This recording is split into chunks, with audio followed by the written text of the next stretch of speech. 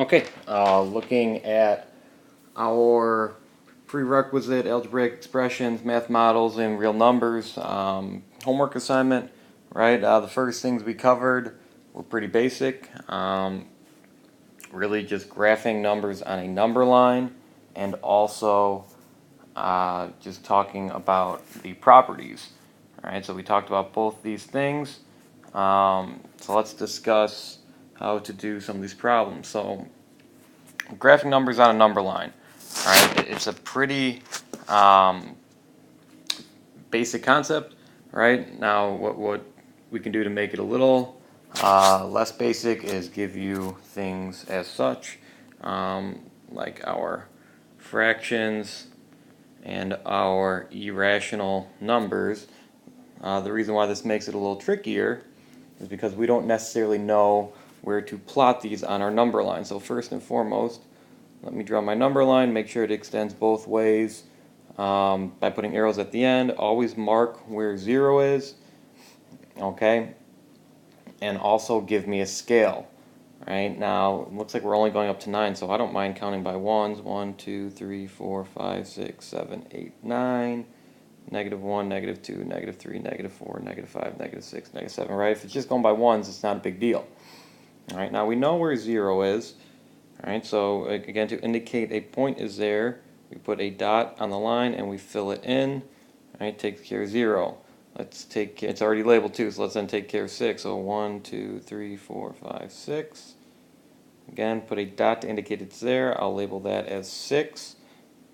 All right, let's take care of 9, 7, 8, 9. Again, fill in the circle there, label it. All right, now getting to these not so obvious numbers, right? Well, the easiest thing to do is just get out a calculator and type in 5 divided by 2. All right, 5 divided by 2 is 2.5. Right, now we know exactly where that is. It's somewhere in between 2 and 3. So 1, 2, 3. So I'm just going to go in between 2 and 3. And now, again, I don't know if that's exactly 2.5, but it's good enough. And then once you label it, oh, sorry, oopsies. Once you label it, that tells me exactly what I need to tell, or need to know. Lastly, square root of 8. You do the same thing. Get your calculator out. You should see it's 3 point, I don't have a calculator, oh, sorry.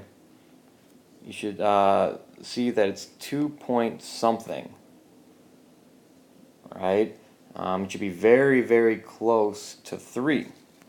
All right, so then we go back in here and we look, 2 point something. Is it more than 2.5? I believe it is. Again, I don't have a calculator on me, but I'm just going to go in there. All right, make this clear what I want. That's 5 divided by 2, and this will be our square root of 8. Right, it's a little bit more than 2.5, but less than 3 still. And there it is. All right, properties. All right, so when we're looking at properties, we're really just looking if the numbers are changing location. All right, so I have a 2 first. That means I should have a 2 first. I have a positive 3 second. That means I should have a positive 3 second. And I should have a -9 third and a -9 third. And the question is, do I have that? All right, and we can see no, right, meaning the numbers have moved. All right, instead of it going positive 2, positive 3, -9, it now goes -9, positive 2, positive 3, meaning my numbers have moved, meaning they have commuted, right? So that would be the cumulative property, and again, be specific of addition,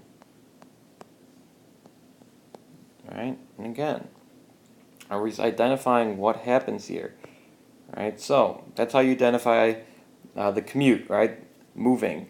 All right, we could play the same game down here. We look, well, I have a 2 first here. I should have a 2 first here. I have a 3 second here. I should have a 3 second here.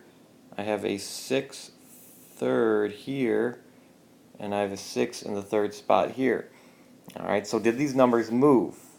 And the answer is no, right? They're in the same exact spot, meaning this is not the cumulative. All right, so then we look to the others. All right, well, parentheses was our giveaway, right? Parentheses, we should be checking automatically if it is the associative, right? Associate, grouping, right? Who you group yourself with, who you associate yourself with, right? So in this first grouping, 2 and 3 are associating themselves together. All right, and we see in the second grouping that 3 and 6 are now the friends, right? Meaning that this is now our associative property.